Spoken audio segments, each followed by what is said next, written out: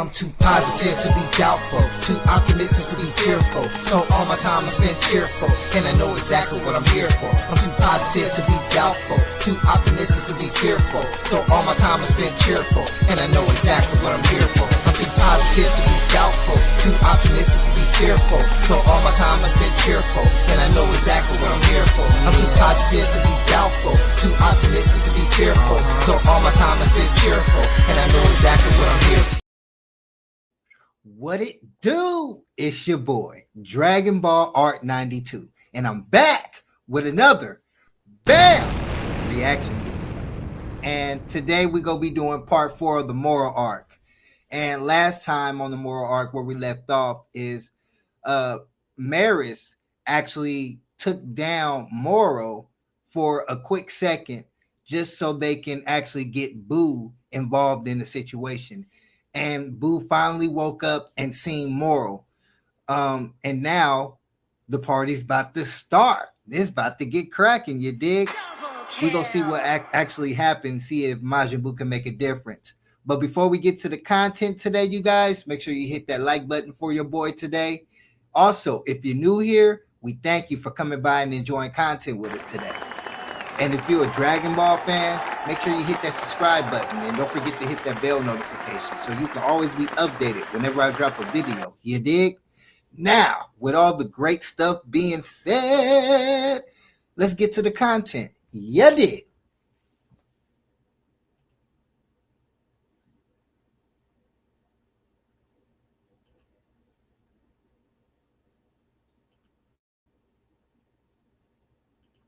And therapist, bringing back old memories is a niche. But then we notice how Jocko is beginning to push Boo forward. He then went along to tell him, no, not that way, dummy. Moro's over there. And as soon as Majin Buu then turns his head, he utters, Moro? And Moro is extremely focused because he's never seen Majin Buu before, but Buu knows exactly who Moro is, as Buu comments, him. And with Moro questioning this, that's when Buu comments, you're the bad guy I caught way back. And Moro is shook because then he went along to utter, could you really be the great Lord of Lords? No, how could you still live? With Buu then getting angry and commenting, you killed so many of my friends. So Majin Buu is pissed, Moro's pissed, and that's when Moro began to get very agitated. So Moro recognizes the great Lord of Lords inside Majin Buu. And I'm thinking it's maybe because of the personality or what Boo said, because Boo don't look like the Lord of Lords. I mean, the chubbiness he does, but you know, Boo looks like Boo. So let's get back to it. Agitated and commenting, why?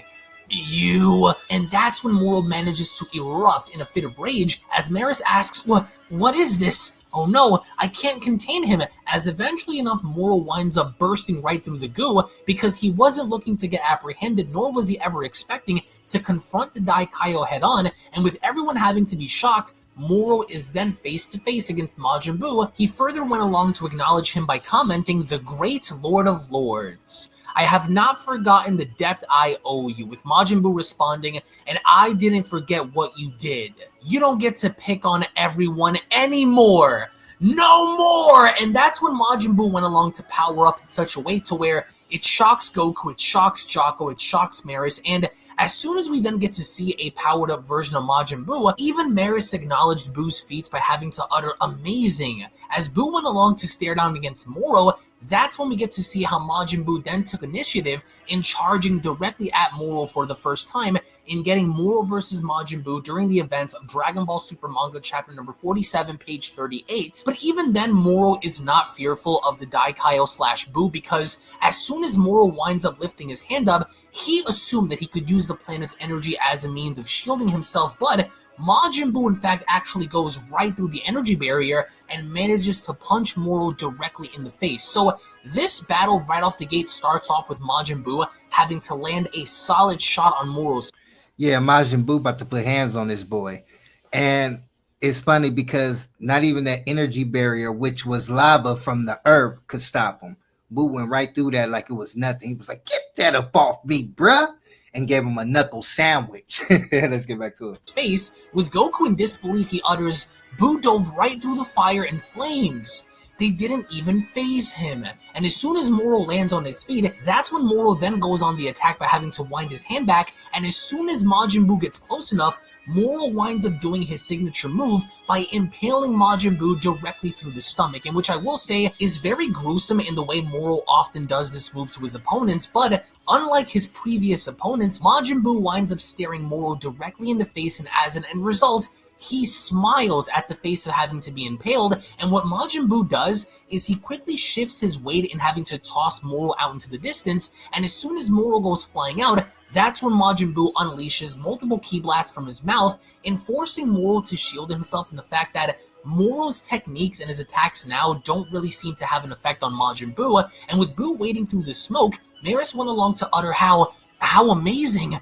I never considered that Buu would possess such strength. With Jocko uttering, "Well, I'm glad I didn't make him mad," and with Buu smiling through the smoke, we observe how Moro is holding up a massive energy ball in the sky, with Goku uttering that move again, because it appears that Moro once again seems to be collecting more energy from the planet this time, and as soon as Moro looks down, he throws the attack directly at Majin Buu, but unlike anyone else who would be fearful or at least nervous, Majin Buu is not, because instead Buu winds up charging directly at the blast, and as soon as he gets close enough to it, he ends up kicking the blast directly up at the Now, what I'm wondering is, because Majin Buu got the upper hand right now in the fight, but what I'm wondering is if Moro does that energy taking move that he does when he takes the energy from people, is that going to work on Majin Buu too?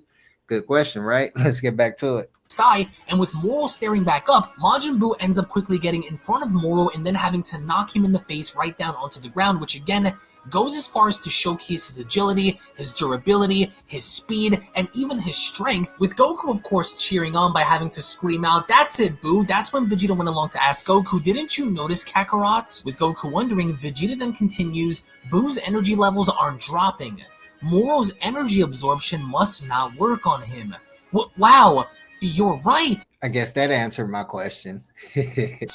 Buu can do it, says Goku, and with Moro slowly staggering back up on his feet, he then utters, "You. How did you come by such abilities?" And with Majin Buu having to be shown laughing, that's when the manga chapter comes to a close, and I really enjoy the overall desperation factor from the beginning of this chapter, because Goku and Vegeta were not expecting for someone like Maris to help them, let alone actually having Majin Buu come to Planet Namek and use his assistance to get the better of Moro, because from the beginning Moro was very well established in being overly confident, and he thought that if he were to engage with Goku and Vegeta one more time, that he was definitely going to have the upper hand, but was not expecting for Majin Buu to actually step in, and that's when we go into Dragon Ball Super manga chapter number 48 entitled Moro's Wish, and it's interesting how from the get-go, Majin Buu attempts to actually turn Moro into a food-like substance, but Moro quickly counters in having to notice this, and as soon as Majin Buu charges on in, what's really cool about this fight is seeing the fact that Majin Buu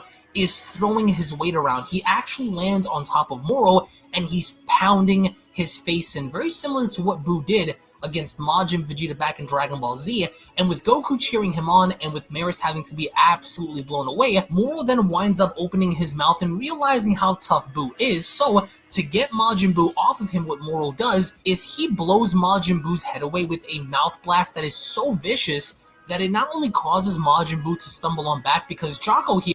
Hey, bro, this fight is better than the fight with Goku and Vegeta fighting Moro. Like, they going at it right now, you know, and I wonder who go take the W in this one. Ooh, this is getting interesting, right? Let's go. Did not know that Majin Buu was able to regenerate, and neither did Moro, because Moro is shown grinning, he's smiling, but as soon as Majin Buu's body is actually able to brace itself and having to point at Moro, that's when Majin Buu actually goes on ahead to regrow his own head through his arm and having to stare directly at Moro, and Moro can't seem to believe this because he had never seen a being like this, so when Majin... That's freaky, bro. The techniques that Majin Buu can do is insane, but we seen him do a lot of stuff, especially with his body, bro. And Moro's gonna be caught off guard. I don't know if Moro gonna be able to combat Majin Buu's techniques, bro. He gonna have to really use his brain in order to win this fight. Let's see what happens. Majin Buu does is he outsmarts Moro, he clocks him with the left hook that sends Moro flying out into the distance, and as Moro struggles to stand up, he is absolutely infuriated because he had never come across a being like this before. It seems like his magic isn't working, and with everyone having to observe, Jocko then commented, "That's definitely an unconventional way to fight," with Vegeta responding, "The creature's absurd abilities are actually working to our advantage." And indeed it does, because Majin Buu is shown kicking Moro. He's gaining the upper hand on him, with Goku having to utter, I haven't seen Buu fight in a long time. Moro's magic doesn't work on him, but it also seems like he's gotten stronger. With Maris asking, you think so? Perhaps unlocking those memories somehow unleashed his latent potential. So it appears that by unlocking Majin Buu's latent potential is actually an end result of the hypnosis and the therapy he went through to actually gain the memories of the Daikaio, as Maris goes on to ask, but to this extent? How unexpected. And Majin... Interesting, because it kind of reminds me of what what Guru did on Planet Namek. It also reminds me of what the old Kai did for Gohan, unlocking their latent potential. Also, what the Dragon did for Piccolo when he got that orange Piccolo power. And what they basically saying they did Boo's through hypnosis. It's quite interesting because Boo is already mixed with a few beings. I don't think that the Lord of Lord is the only being that Majin Buu is fused with at this point in time. But since the separation of Kid Buu, who knows? You know what I mean? But let's get back to it. Majin Buu is shown grabbing Moro by the leg. He's flinging him all around the landscape. He actually winds up throwing Moro against the cliffside as Moro winds up hitting the rocks, and with Moro shown embedded within, he went along to utter, "Curse you! If only I had my full magic. If only I could devour this entire world. I wouldn't possibly lose to you." And that's when Moro winds up powering up in such a way to where he ends up blowing everything away. And with Majin Buu standing there, Majin Buu went along to respond, "You're a little weakling compared to me. Making excuses? You suck." So Majin Buu is not only adding insult to injury, but as Moro is standing, Majin Buu sound like he didn't got some type of intelligence behind that power, the way that he's speaking now, because Majin Buu usually be like, "Boo!" and all this other extras. You already know, bro. there, Moro is bloody, he's wounded, and more than anything, he is very, very angry. And as soon as Majin Buu is then shown putting his hands together, he then unleashes 6 arms with Moro looking on. He couldn't seem to believe what the heck Majin Buu was doing, and as Majin Buu comes in, Majin Buu then attacks Moro with all 6 arms, literally pounding Moro into the ground in such a way to where Majin Buu is in such control of this fight that he was able to do to Moro what Goku and Vegeta were not able to do to him previously. And as Moro is shown getting beaten into the ground, Goku went along to comment, "He's winning! That's actually working," with Maris responding, "Yes, clearly, Buu is the stronger fighter, but Moro still has his magic, and there's no telling what trick he might unleash, so we mustn't drop our guard. Buu, use that technique now while Moro can't fight back." And as soon as Buu looks on over, he then comments, "Oh yeah, okay." And it's interesting because even with Majin Buu stepping aside, the other 4 arms that he had grown out of his body are still shown attacking Moro down on the ground, as Jocko comments, "Huh? His hands aren't even attached? What can't this guy do?" And with Buu laughing, that's when Buu unleashed his magic and having to take his hands and having to then pin Moro down on the ground by latching onto his ankles, latching onto his forearm, and keeping him down as... So the crazy part about this is, right, Majin Buu got that move that the Grand Supreme Kai did to lock Moro's powers away and pretty much make him a weakling. So that might be the finale. You know what I'm saying? That might be the way that they capture Moro. I wonder how they go about it. Let's do this. Of course, he prepares to use the exact same technique that was originally shown during the events of the Grand Kai's battle with Moro, and with Buu having to tell him, "Here I go," Moro is absolutely shook to his core as he comments, "No, Not that, because Moro knows exactly what's about to happen if he were to unleash this attack, but then the sky gets dark. Boo is wondering what's going on. Moro is wondering what's going on as Maris asks it suddenly got dark? Does this planet experience abrupt nighttime, Jocko asks? What a bizarre place, but Vegeta and Goku both know exactly what this is, as Goku comments, no, this is, and in fact it is, because over out in the distance we observe how Porunga is now summoned by using the Dragon Balls, and the person that summoned Porunga was in fact none other than Cranberry. And Cranberry had done this as an end result of having to slaughter an entire village, and with one of the little Namekian boys shown next to him, connected to some sort of a device that's on his head, Cranberry then went along to comment, so, this is the mighty Porunga. Damn it, says one of the elders. As Cranberry then quickly turns around, he winds up vaporizing the elder as he then went along to turn back around and commenting, I might not look like much, but I used to be an elite trooper in Frieza's army.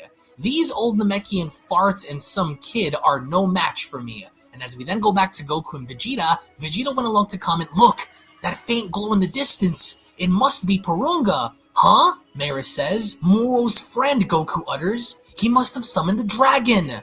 Oh no, Vegeta utters. The old man and those others. I can't sense their... This is interesting because now that the dragon's in the mix and the dragon is not summoned by Goku and the crew. So if Cranberry actually follows through, Moro's going to get his powers back. Ooh, this is going to be a fight. Let's go. Chi, and everyone there takes a moment to realize the threat level here, because with Porunga out there, this could mean bad news for our heroes, and with Moro overhearing this, we then go back to Porunga, who goes on to comment, state your wish. I shall grant any 3 wishes within my power. First off, Cranberry says, I'm on my last legs. So heal me. And with Cranberry using a communicator to get the little Namekian boy to translate to Porunga, Porunga went along to utter very well.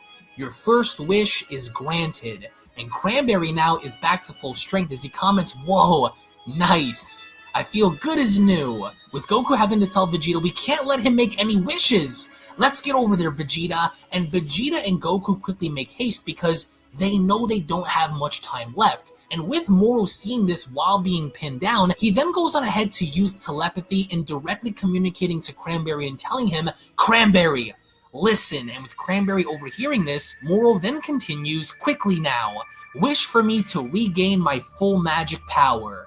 And Moro hesitates as he goes on to ask, what's the delay? Those 2 from the Galactic Patrol make for your position as we speak. Time is of the essence. But Cranberry seems to have a different agenda as he went along to ask, what about my wish to escape to some outlying planets? What about my wish to escape to some outlying planets, Moro utters. Know this. Double-cross me now, and you will never know peace. I will chase you down to the ends of the universe. As Cranberry utters, fair enough, with Porunga asking, state your second wish. And that's when Cranberry utters, give Moro back his full magic power.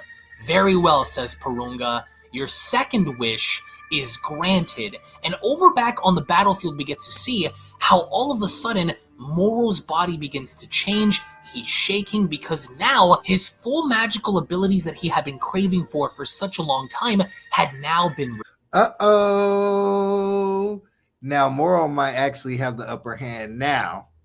So let's see what happens. And if Majin Buu pull that move off, he might take his power right back, bro. That'll be a crazy Uno reverse card, bro. Straight up. Restored. And everyone feels this. Jocko, Majin Buu, Maris, Goku, Vegeta, and even Goku and Vegeta stop as Goku utters, Moro's chi!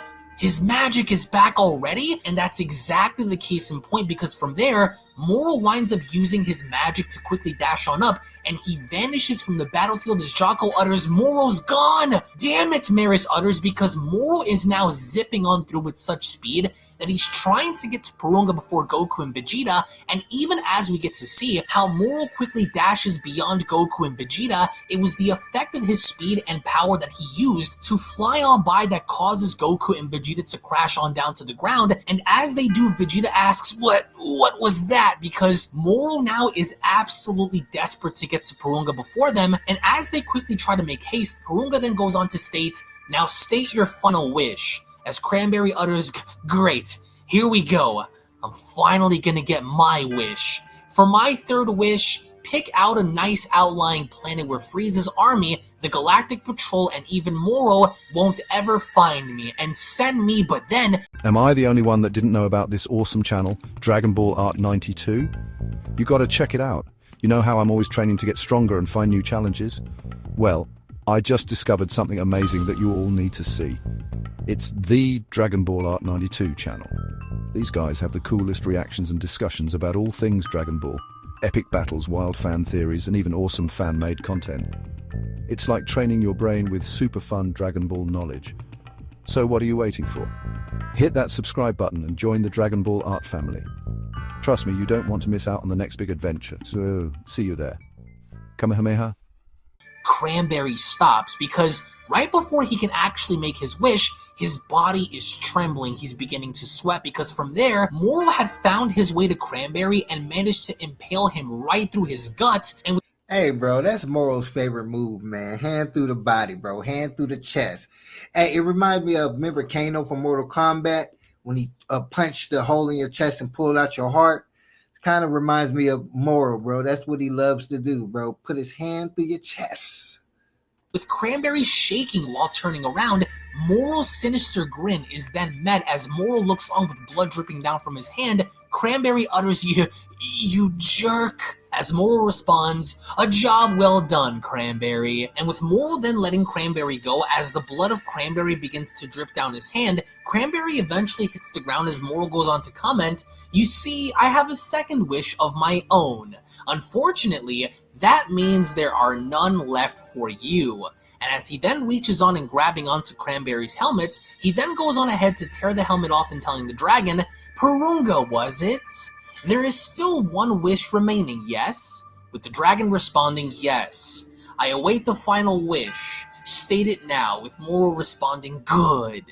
I wonder if you can grant this one." And with the Galactic Patrol ship then having to arrive, the pilot went along to tell everyone, "I'm tracking Moro's life signature, so hop on board. Let's hurry, friends." And with Boo, Maris, Choco, and everyone else having to board, they are then shown having to quickly flee to Porunga, as of course then we get to see how the little Namekian boy then goes on to make the wish, as Porunga responds, "Very well. The final wish is granted. Excellent," Moro says, as he then proceeds to go on ahead and throw the device down onto the ground. Our heroes are now too late, as Jocko went along to ask, "Agent Maris, over there, was that some gigantic monster?" With Maris responding, "That must be the wish-granting dragon itself." "Now," says Porunga, "3 wishes are granted. Farewell." So during the events of Dragon Ball Super Manga chapter number 48, So Cranberry should have used that first wish to wish for what he really wanted. But instead, he allowed Moro to manipulate him out of that wish, and then he killed him anyway. Crazy work. But they both was trying to outdo each other anyway, so I guess it didn't matter. But in a sense, it did matter, because now Goku and the gang got a whole nother problem to deal with, and we don't even know what his third wish was. Second wish. page 33, Moro had now finally made his wish. And as the sky then begins to clear, Moro is eerily quiet. With Goku and Vegeta finally arriving, Goku went along to comment, "We're too late." "Haha," says Moro, "indeed, by a hair. My wishes were only just granted." "Darn you," Goku says, "and you killed them all? You won't get away with this." With Moro telling them, "Not quite. He is the one who slaughtered the Namekians." "And then you killed your own man?" asks Goku. "How rotten can you get?" And with Vegeta shown clearly agitated, he then asks, "You, talk! What did you wish for?" With Moro telling Vegeta, "I believe you already know my first wish. Resurrecting your magic, was it?" "Precisely," Moro says. "That can't be all though," Goku utters. "What else did you wish for? Tell us." With Moro responding, "You'll know soon enough. The great Lord of Lords and his companions have caught up." In which they have, as Moro went along to tell them, "I have no more need to battle you people. farewell. And Moro then proceeds to use the planet's energy as a means of his shield to vanish, and as Moro vanishes, the Saiyans are left wondering what happened as Goku asks, where did he run off to? He can suppress his chi now too, says Vegeta, but Moro really didn't get far because all Moro really did was get behind a nearby mountain and having to observe our heroes, and as of course we then get to see how Moro then quickly vanishes away, very similar to how Dr. Gero originally got away from the Z-Fighters when of course they found out about his lab. We then observe how Maris and Boo, everyone leaves the ship as Goku utters vanished, and he can hide his chi, so there's no telling where he went. And with Boo stepping out, he then comments, he is still here. His magic power is back, but that's different from pure strength. That's why he'll try to eat up the whole planet now. And as soon as Boo walks on over and healing Eska, there seems to be something different this time by comparison to what we've seen from Majin Buu before. And as of course Boo then continues, he goes on to utter, that one was still alive. I could heal him. I can't heal these two though. Sorry, as of course Cranberry was responsible for murdering some of the elders. As we then get to see how the sky begins to darken, that's when Maris went along to utter, the planet is shaking. What's happening? It's gotta be Moro, says Goku. He's gonna suck the planet dry all at once. At this pace though, Vegeta utters, it's happening far faster than before. And as soon as Majin Buu grabs onto Vegeta and Goku, that's when we get to see how Majin Buu finally reveals to himself after, of course, having to heal Goku and Vegeta because Goku went along to utter, I'm back to full strength. Thanks a ton, Boo. But it turns out that Majin Buu can actually revert back to the Daikaio, and as he does... Oh, that's dope. So it actually is the Lord of Lords. He actually did pop up, and he's the one controlling the whole situation right now, which makes sense of why his intelligence is the way it is. And why Boo is handling the situation the way he is, because he's beast moding on Moro. Well, he was, but now let's see what happens, because I think Moro might get away. Ooh, this is a good one. That's when they went along to scream out, what? That face! A pleasure to meet you all, says the Grand Kai. Could that be the Great Lord of Lords, Maris says? Until Moro is defeated, the Grand Kai utters, I'll be switching places with Boo. There's still time. But we all have to confront him before he devours the planet. Makes sense, Goku says. Let's do it. Grab a hold of me, you two. And as Vegeta and the Grand Kai do so, that's when Maris shouts, Goku! I'll make the necessary preparations and bring the ship to you. Above all else, be careful of his magic. Gotcha, Goku says. We'll get it done. And as soon as everyone gathers together, as of course Goku tries his best to lock on to Moro, we then get to see how Goku finally uses instant transmission as Maris comments, I have faith you can do this. Goku, Vegeta, the Great Lord of Lords. The manga chapter then comes to a close. Now, what's interesting about this manga chapter... That's a great combination though. More than likely, they might get the job done, especially if the Lord of Lords still has that move up his sleeves. Straight up, we seen that earlier in the storyline when the Great Lord of Lords sealed Moro's power for the first time. So it establishes the idea that Majin Buu and the Grand Kai can easily switch places, and it also establishes the premise of Moro's wishes, because the fandom had often wondered about what Moro's wishes actually were, and the 3 wishes made by the Dragon Balls were number 1 was for Cranberry to have his health and energy restored, number 2 was for Moro to have his magic restored, and number 3, well eventually, was to have the galactic prisoners be freed from, of course, the galactic prison, which also went as far as to establish the narrative of the Daikaio having to help. So there was the 3rd wish, to free the inmates. So basically, Moro got his gang together. They gang banging. Universal gang banging. And the overall effectiveness of Majin Buu's influence in this battle, but then, as of course we then pan into Dragon Ball Super manga chapter number 49 entitled Outer Space Battle, we get to further observe and see how Planet Namek's energy is beginning to leave, and as we see how Chaco, Eska, Maris, they're all beginning to notice how the energy of the planet is then leaving, That's when Maris went along to utter, our energy will be absorbed by Moro too if we stay much longer. We have to get off the planet now. And with Jocko, Maris, and Asuka then having to be shown leaving, they're leaving because they know that Moro is now beginning to drain the planet of its energy. And as Asuka is shown talking to Jocko, Asuka went along to comment, the Great Elder named me his successor before the disaster struck. Maybe he foresaw his own doom and entrusted the fate of our people to me. That's why it's my responsibility to survive this. With Maris having to respond, then let's all survive and rebuild a peaceful Namek. And that means defeating Moro first. The villain should be up ahead onward, says the pilot, and as we then observe how Moro is then beginning to collect the planet's energy and having to store it in this one massive sphere of pure energy, we then observe how Goku uses his instant transmission to teleport Vegeta and the Daikaio in confronting Moro, and that's when Vegeta and Goku quickly jump into Super Saiyan Blue, and they all then go on ahead to charge directly at Moro in attacking him. And what's even more interesting is as they begin to attack him in a 3-on-1 situation, Moro then quickly vanishes with Vegeta asking what the over there and having to use shadow clones and using his magic to the best of his ability to dodge everything that Goku and Vegeta are doing, because even with Goku and Vegeta firing off multiple energy blasts and their relentless pursuits and having to physically hit Moro, they can't seem to do it because Moro is ducking, dodging, weaving, evading. He's doing everything he can to make Goku and Vegeta seem like amateurs in this battle. And even with this, Goku went along to ask, what's going on? Something seems off, Vegeta utters, with the Daikaio responding, his real body isn't here. So this entire time... So basically, he created clones. So now he know that, bro, his magic is off the chain. Okay, so I take it back as far as the Boo having the upper hand. His magic is insane, bro. I want to know what else he can do. This is dope. Moro had used somewhat of a shadow clone to collect all of the planet's energy, with our heroes asking, crap, where'd he go? Where are you absorbing the planet's energy from?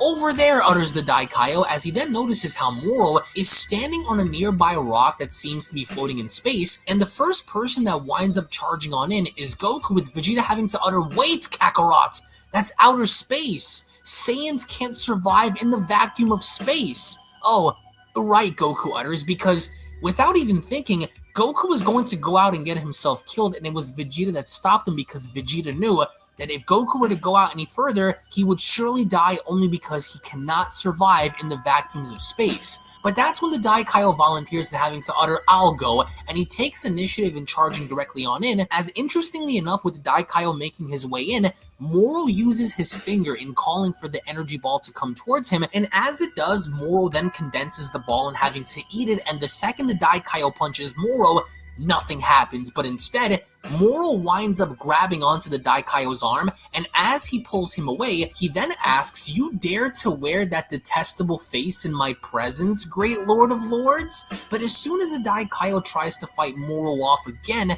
the Daikaio is then shown not only having the inability to physically touch Moro, but then Moro is shown having to kick the Daikaio deeper into outer space, with Moro having to acknowledge this. As soon as he charges on in, he knows that Goku and Vegeta can't really do anything to stop him, as Goku shouts, darn it, they're out of sight, with Vegeta responding, damn it, there's no way to tell how this battle is going. But then as soon as the Galactic Patrol ship then notices how Goku and Vegeta are out there, Maris went along to comment, Namek's not losing energy anymore, perhaps the fight has begun? Agent Maris, says the pilot, Moro and the Great Lord of Lords have left Namek's orbits. Goku and Vegeta remain in the atmosphere. Which parties should we pursue? With Maris having to tell him, first, we attend to Goku and Vegeta, as we then get to see how the Daikaio is trying to do everything in his ability to stop Moro, with Moro having to then use his magic to not only influence the Daikaio in such a way, but each and every single time the Daikaio is shown having to blast Moro, where he's trying to make physical contact with him, Moro seems to duck, dodge, and essentially evade everything he's doing, even to the point where as soon as the Daikaio fires an energy blast right down on the giant rock that Moro was on, Moro quickly gets in front because, of course, he is an energy consumer, and what he winds up doing is Moro opens his mouth and completely swallows the Daikaio's energy blast whole. And that's gonna make things worse because not only do he consume the energy, but he gets stronger every time he do consume that energy. So we don't know how much energy that the Daikaio put behind that blast, but I'm pretty sure it's gonna boost his power significantly. As the Daikaio utters, "He got me!" As Moro then wastes little time in having to quickly charge on in, he ends up headbutting the Daikaio so hard and then having to punch him down on the same asteroid that he was on, that as soon as the Daikaio was shown having to struggle to stand back up, that's when Moro went along to tell him, "Your strange abilities confused me, but now that my power exceeds yours, they no longer trouble me." Did something happen to you these last 10 million years? Because this is unimpressive. And as soon as the Daikaio then gets into the same technique position that he had used 10 million years ago to seal off Moro's magic, Moro notices this as the Daikaio responds, "Listen, Moro, you're going to come quietly back to the galactic prison. Resist, and I'll seal your magic off again." But Moro isn't biting this time, as he went along to laugh and responding, "The old sealing technique, is it? Go ahead. Do your worst." And the Grand Kai is utterly quiet as Moro continues, "No? I thought not. I do not sense the same god power you had once held. I dare say you lack the power to unleash the sealing spell, right?" With the Grand Kai once again eerily quiet, he then asks, "Sharp, aren't you?" But even as we then So basically they gotta find a new way to get him because that sealing technique he can't even do. Basically, he don't have his Gaki. What they should have did though is use the Earth Dragon Balls to wish that the Grand Kaio, had that ability again or had that God essence in him so they can actually use that ability. That would have been quite interesting. That would have been an interesting twist. You feel me? Let's get back to it. go back to Goku and Vegeta, who are now back to base form. Goku went along to utter, "Hey, did you just feel Moro getting stronger?" With Vegeta responding, "How infuriating." At this rate, Goku says, "He'll be too much for us to handle soon." "And what about that magic sealing technique?" Vegeta says. But as soon as they can get an answer, the Galactic Patrol ship then shows up, with Maris poking his head out and telling them, "Goku, Vegeta, come on board." And as they do, they then begin to discuss a plan in trying to figure out how to stop Moro, with Goku having to ask, "I guess he can't shoot off the sealing move unless Moro's held in place?" "No," Maris says. "In fact, I suspect that as he is now, the Great Lord of Lords can't execute the Kai Kai Motaro." As Vegeta asks, "What do you mean?" Maris then continues, "It occurred to me earlier when Buu attempted to use it." Wait, wasn't that our ace in the hole?" "Indeed it was," Maris says. "Explain yourself," Vegeta utters. "It's most likely because of the splitting that Buu underwent." He split?" Jocko asks. "What can't that weirdo do?" "You mean the split between his good and evil halves?" Vegeta asks. "Yes," Maris utters. "That pink guy's kinda creepy," Jocko utters to Eska. "I even saw him sprout extra arms from his body." With Eska then insinuating that his people can do the same thing, Maris then goes on to explain, "Because the good Buu inherited the Great Lord of Lords' physical appearance. I assumed he received the god power as well, but maybe that power went to evil Buu instead." With Goku asking, "That little guy actually had god power in him?" And as we then go back to Moro, who's seemingly fighting the Grand Kai